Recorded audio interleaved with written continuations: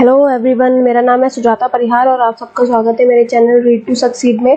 और इस वीडियो में हम कवर करेंगे क्लास 12 के इंडियन इकोनॉमिक डेवलपमेंट के चैप्टर नंबर 1 के बारे में। चैप्टर का नाम है Indian economy on the eve of independence और ये है पार्ट 2। पार्ट 1 का लिंक आपको डिस्क्रिप्शन बॉक्स में मिल जाएगा। चलो अब स्टार्ट करते हैं हमारा third point, industrial sector. Starting के 2 पॉइंट हमने पार्ट 1 में पढ़ लिए थे, तो अब हम थर्ड पॉइंट से स्टार्ट करते हैं। थर्ड पॉइंट इंडस्ट्रियल सेक्टर का हमें बताना है कि हमारा जो इंडस्ट्रियल सेक्टर था कि वो on the eve of independence यानी इंडिपेंडेंस के टाइम पर कैसा था, क्या हालत थी हमारे इंडस्ट्रियल सेक्टर की। देखो हमारा जो इंडस्ट्रियल सेक्टर था यानी कि जो हमारा हैंडीक्राफ्ट वाली मार्केट थी वो तो पूरी तरह से खत्म कर दी थी, पूरी तरह से तो नहीं पर हाँ बिल्कुल खत्म कर दी थी ब्रिटेन की गवर्नमेंट ने। अब ब्रिटेन की गवर्नमेंट क्या करती थी, जो ब्रिटेन के जो गुड्स एंड सर्विसेज होते थे, वहाँ के जो बने हुए अपने प्रोडक्ट्स होते थे वो इंडिया में ला करके बेचती थी और इंडिया के प्रोडक्ट्स बंद कर दिए थे उसने। इंडिया का सिर्फ रॉ मटेरियल जो होता था वो ब्रिटेन ले जाती थी, रॉ मटेरियल को एक्सपोर्ट करते थे और वहां से फिनिश गुड, जो भी पूरा फिनिश गुड बन के आता था उसको वो इम्पोर्ट करते थे, फिनिश गुड्स को इंपोर्ट करते थे और हमारे रॉ मटेरियल को एक्सपोर्ट करते थे। जो हमारी स्मॉल स्केल इंडस्ट्री थी वो तो बिल्कुल पूरी तरह से बंद कर दी थी। हमारा कॉटन, हमारा जूट इंडस्ट्री जो थी, ये सब चीजें पूरी तरह से एक्सप्लॉइट कर दी गई थी। इन सब चीजों को वो raw material as a raw material वो लेकर के जाते थे, एक्सपोर्ट करते थे यानी कि, और इससे फिनिश गुड बना करके वो इंडिया में बेचते थे। ठीक है, और देखो इस सिस्टम की वजह से क्या हुआ, हमारा जो हैंडीक्राफ्ट था वो बिल्कुल पूरी तरह से खत्म हो गया और हमारे देश में अनएम्प्लॉयमेंट बढ़ने लगी। ठीक है, और जो ब्रिटिश के जो गुड्स थे वो उसने इंडियन मार्केट पे कब्जा कर लिया था। मतलब हमारा हैंडीक्राफ्ट खत्म हो गया, हमारे हैंडीक्राफ्ट के प्रोडक्ट नहीं बिक रहे थे, लेकिन जो ब्रिटिश गुड्स एंड सर्विसेज थे, ब्रिटिश के जो गुड्स थे वो अब इंडियन मार्केट को कैप्चर करके बैठ चुके थे। अब इंडियन मार्केट में वही चल रहे थे। अब हमें इंडस्ट्रियल सेक्टर को अगर देखना है कि ब्रिटिश रूल के टाइम पर क्या था, कैसा था, इसके लिए 2 पॉइंट्स है। पहला है डेक ऑफ हैंडीक्राफ्ट और bleak growth of modern industry यानी कि लिमिटेड, ब्लीक यानी कि लिमिटेड या notional growth of modern industry. ठीक है, तो ये 2 पॉइंट अब हम स्टार्ट करते हैं। चलिए, तो अब हमारा फर्स्ट पॉइंट क्या था, डेके ऑफ हैंडीक्राफ्ट। देखो ब्रिटिश राज के पहले हमारा जो हैंडीक्राफ्ट था वो उसको बहुत रेप्यूटेशन मिलती थी, पूरी दुनिया से बहुत हमारा जाना माना था, हमको बहुत इज्जत मिलती थी हमारे हैंडीक्राफ्ट के लिए, क्योंकि जो क्वालिटी हम प्रोवाइड करते थे वो बेस्ट होती थी।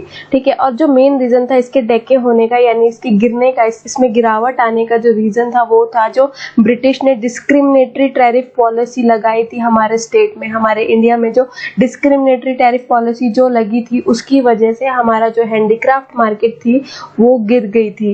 ठीक है, कौन सी discriminatory policy, the British found India as the best source of raw material. Britishers को पता था कि इंडिया के पास रॉ मटेरियल बहुत है। ठीक है, और वो जो इंडस्ट्रियल प्रोडक्ट्स हैं, जो ब्रिटिश के जो प्रोडक्ट है उसके लिए इंडिया एक बेस्ट मार्केट भी है, तो इसलिए उन्होंने एक टैरिफ पॉलिसी यानी डिस्क्रिमिनेटरी टैरिफ पॉलिसी लॉन्च करी। उसमें क्या क्या था, उसमें 2 चीजें थी कि एक तो जो एक्सपोर्ट करेंगे वो भी टैरिफ फ्री होगा, मतलब रॉ मटेरियल का जो हम एक्सपोर्ट करेंगे वो टैरिफ फ्री होगा, उसमें किसी भी तरह का कोई टैरिफ हमें नहीं देना पड़ेगा, वो टैरिफ फ्री होगा। और जो हम इंपोर्ट करेंगे वो भी टैरिफ फ्री होगा, उसमें भी किसी भी तरह का कोई टैरिफ नहीं होगा।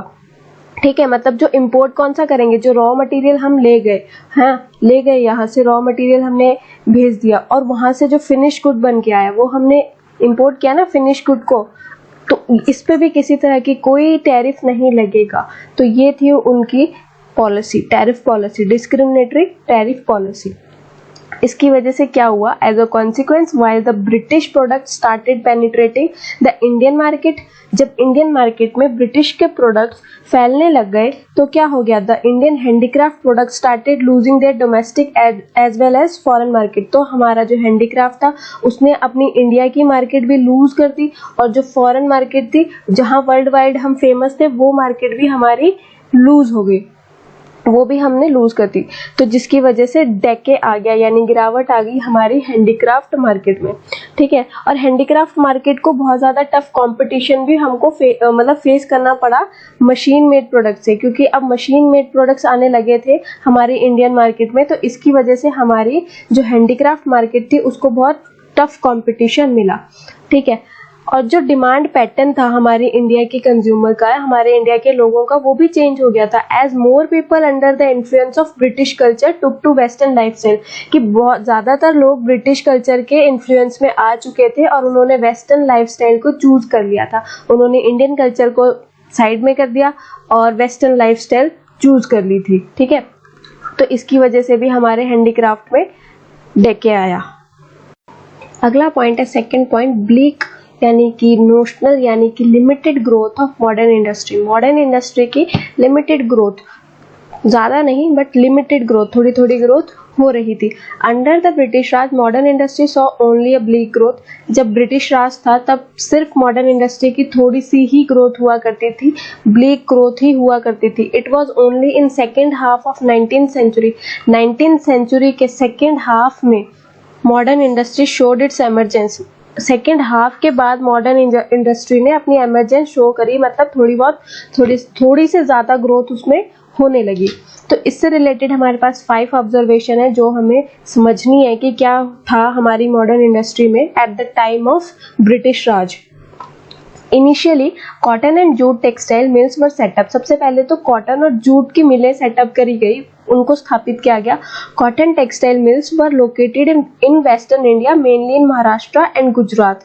ठीक है, जो कॉटन की मिल्स थी वो कहाँ सेटअप करी, महाराष्ट्र और गुजरात में, वेस्टर्न एरियाज में। And were mainly controlled by the Indians. और ये कौन कंट्रोल करता था, इंडियंस कंट्रोल करते थे। ठीक है, जूट टेक्सटाइल को कहाँ हमने सेटअप करा, वर कॉन्सेंट्रेटेड इन बंगाल। बंगाल में हमने इसको सेटअप करा। उसके बाद इसको कौन कंट्रोल करता था, फॉरेनर्स।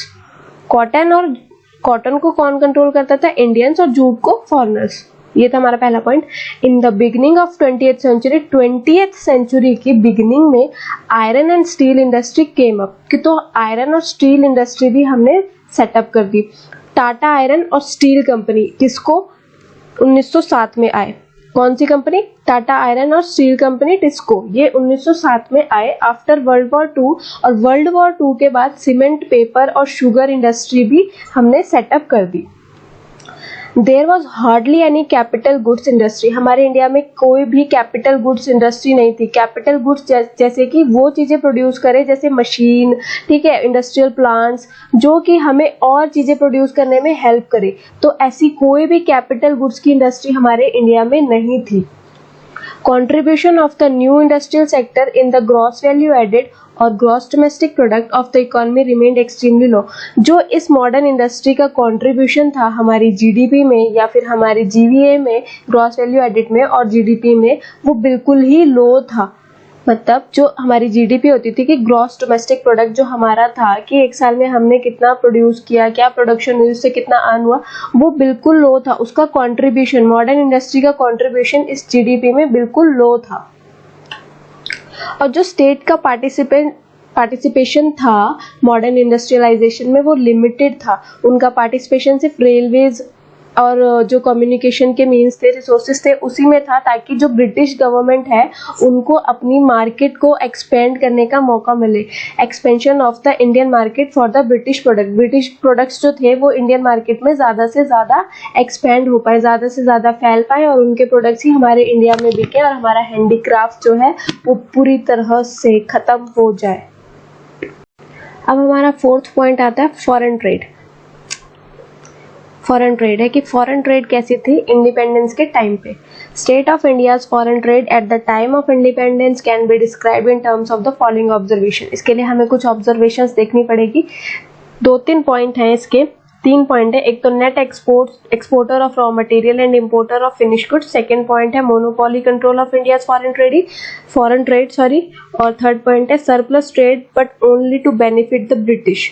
तो हम पहला पॉइंट स्टार्ट करते हैं कि net exporter of raw material and importer of finish goods. जैसा कि मैंने बताया कि हम हमारा रॉ मटेरियल जो है वो हम एक्सपोर्ट करते थे और जो फिनिश गुड्स है वो हम इम्पोर्ट करते थे। फिनिश गुड्स को हम इम्पोर्ट करते थे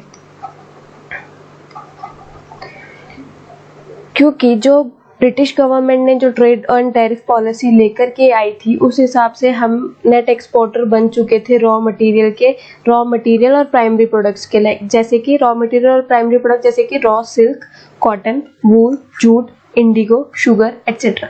ये सारी चीज़ें हम एक्सपोर्ट करते थे। क्या करते थे? एक्सपोर्ट करते थे। At the same time it became net importer of finish goods. उसी टाइम पर हम नेट एक्सपोर्टर तो थे, हम नेट इम्पोर्टर भी बन गए। किसके? फिनिश गुड्स के। फिनिश गुड्स के मतलब जो भी चीजें हम भेजते थे वो उसका एक तैयार माल करके ब्रिटिश गवर्नमेंट हमें भेजती थी, इम्पोर्ट करती थी। Finish goods produced by the British industry. कौन प्रोड्यूस करता था फिनिश गुड्स को? British industry. Our imports included cotton, silk and woollen clothes. तो ये सारी चीजें, कॉटन, सिल्क, वुलन, ये सब हम भेजते थे, रॉ मटेरियल भेजते थे और वहां से बनके क्या आता था? इन सब के कपड़े बनके हमारे पास आते थे। और क्या क्या आता था? Beside several types of capital goods produce in England. और क्या आता था?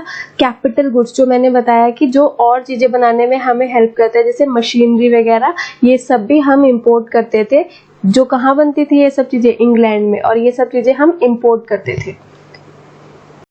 सेकंड पॉइंट है हमारा monopoly control of India foreign trade. कि ब्रिटिश गवर्नमेंट ने मोनोपोली चला रखी थी हमारे इंडिया की मार्केट पे। कि मतलब इससे रिलेटेड हमें 2 ऑब्जर्वेशंस पढ़नी है। देखो क्या है। More than 50% of India's foreign trade was directed towards great Britain. कि जो हमारा ट्रेड था, यानी कि जो हम एक्सपोर्ट करते हैं और जो हम इंपोर्ट करते हैं, इसमें जितना भी हम टोटल करते हैं 50% से ज़्यादा तो हमारा सिर्फ और सिर्फ ब्रिटेन के साथ होता था और बाकी बचा 50% बाकी देशों के साथ। और बाकी देश में कौन कौन थे? चाइना, श्रीलंका और ईरान। ये थे हमारे जो बाकी देश थे जिनके साथ हमारा बाकी का ज़्यादा ट्रेड होता था। नहीं तो 50% से ज़्यादा ट्रेड तो हमारा ब्रिटेन के साथ ही होता था। इसलिए बोला गया है कि ब्रिटेन ने मोनोपोली चला रखी थी कि पूरा का पूरा सिर्फ उसी का हक था। उसी के साथ जो भी होता, जितना भी ट्रेड होता था ज़्यादातर उसी के साथ होता था। उसने पूरी मार्केट को कैप्चर करके रखा था। ठीक है। The control of Britain over India's foreign trade intensified after the opening of Suez Canal in 1869। और जो कंट्रोल था ब्रिटेन का इंडिया की फॉरेन ट्रेड पे, वो ज़्यादा कब बढ़ा? तेजी कब आई उसमें? इंटेंसिफाइड यानी कि तेजी कब आई उसमें? जब सुइज कैनाल ओपन हुई थी 1869 में, उसके बाद इसमें तेजी आनी शुरू हो गई। मतलब फॉरेन ट्रेड में जो कंट्रोल था ब्रिटेन का इंडिया के ऊपर, वो ज़्यादा तेजी से बढ़ने लगा। और नेक्स्ट पॉइंट क्या है? 2 पॉइंट थे, पहला पॉइंट पढ़ लिया। दूसरा पॉइंट है while exports of primary products, raw material from India supplied inputs to the British industry, import of finish goods from Britain provided a huge market to the British industry. कि हमें सिर्फ export क्या करने की, हम क्या export करते थे? हमें क्या एक्सपोर्ट करने की इजाजत थी? Raw material. हम सिर्फ रॉ मटेरियल एक्सपोर्ट करते थे। हम कोई भी जो भी प्राइमरी प्रोडक्ट्स हैं सिर्फ वही एक्सपोर्ट करते थे। कैपिटल गुड्स हमारे पास थे ही नहीं, हमारे पास मशीनरी नहीं थी, हमारे पास कोई किसी तरह की कोई इंडस्ट्री नहीं थी कैपिटल गुड बनाने की, तो हम वो तो एक्सपोर्ट कर नहीं सकते थे। इसलिए हम फिनिश गुड वहाँ से लेते थे, वहाँ से पूरा फिनिश गुड लेते थे और हम रॉ मटेरियल्स एक्सपोर्ट करते थे, जिसकी वजह से हमारी इकोनॉमी में बैकवर्डनेस आनी शुरू हो गई थी।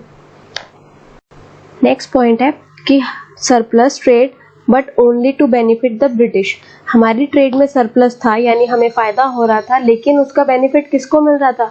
ब्रिटिशर्स को। ट्रेड में सरप्लस कैसे आता है? सरप्लस ट्रेड तो सुन लिया, पर क्या सरप्लस का मतलब प्रॉफिट हो गया एक तरीके से? कि ट्रेड में सरप्लस था, हमें प्रॉफिट था, पर कैसे?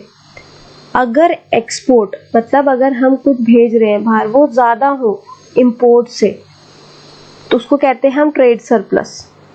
क्या कहते हैं? Trade surplus. और अगर एक्सपोर्ट कम हो इंपोर्ट से, तो उसको हम क्या कहते हैं? Trade deficit. उसको हम बोलते हैं ट्रेड डेफिसिट। तो हमारी ट्रेड में सरप्लस था, मतलब हमारे एक्सपोर्ट्स ज़्यादा थे, यानी कि हम रॉ मटेरियल ज़्यादा भेजते थे जितना हम इंपोर्ट करते थे फिनिश गुड्स का, उससे ज़्यादा हम रॉ मटेरियल ज़्यादा भेजते थे।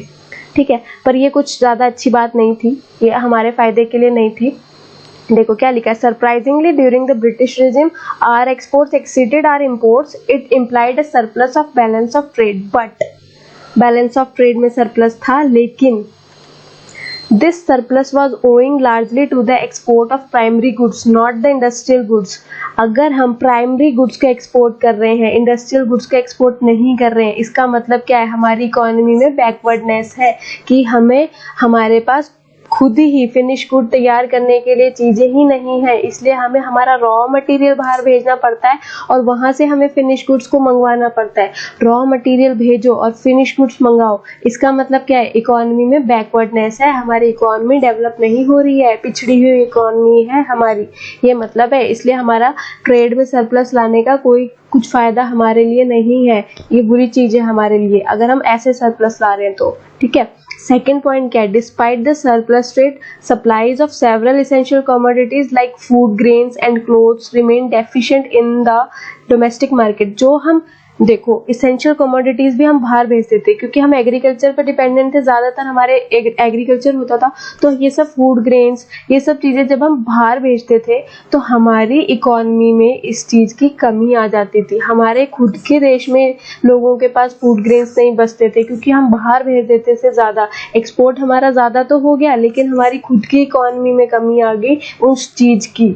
फूड ग्रेन्स हमने बाहर भेज दिए लेकिन हमारे खुद के घर में नहीं बचे खाने के लिए। The trade surplus was not use, third point है। द ट्रेड थर्ड पॉइंट है, मतलब ये थर्ड पॉइंट था, थर्ड पॉइंट का ये फर्स्ट पॉइंट था, फर्स्ट ये सेकंड पॉइंट था, ये थर्ड पॉइंट है। The trade surplus was not used for growth and development of the country. Instead, it was used to meet. जो हमारा ट्रेड सरप्लस था वो हमारी कंट्री की डेवलपमेंट के लिए यूज नहीं होता था, वो किस लिए यूज होता था? देखो पॉइंट में क्या बताया था? Benefit the British, only to benefit the British. देखो किस लिए यूज होता था? ये थर्ड पॉइंट के दो पार्ट है। Administrative expenses of the British government in India, India में जो भी ब्रिटिश गवर्नमेंट के एडमिनिस्ट्रेटिव एक्सपेंसेस होते थे उसको मीट करने के लिए, उसको पूरा करने के लिए ये हमारा जो ट्रेड सरप्लस था ये यूज होता था। और दूसरा, expenses of Wars fought bye the British government, जो ब्रिटिश गवर्नमेंट लड़ाइयाँ लड़ती थी उसके खर्चे पूरे करने के लिए हमारा ट्रेड सरप्लस यूज किया जाता था। तो ये सब चीज़ें ब्रिटिश गवर्नमेंट द्वारा की जाती थी हमारे फॉरेन ट्रेड में। तो thank you so much video देखने के लिए। वीडियो अच्छी लगे तो चैनल को सब्सक्राइब जरूर करना और आगे आने वाली वीडियोस भी देखते रहना। पार्ट 3 भी आएगा अभी इसका।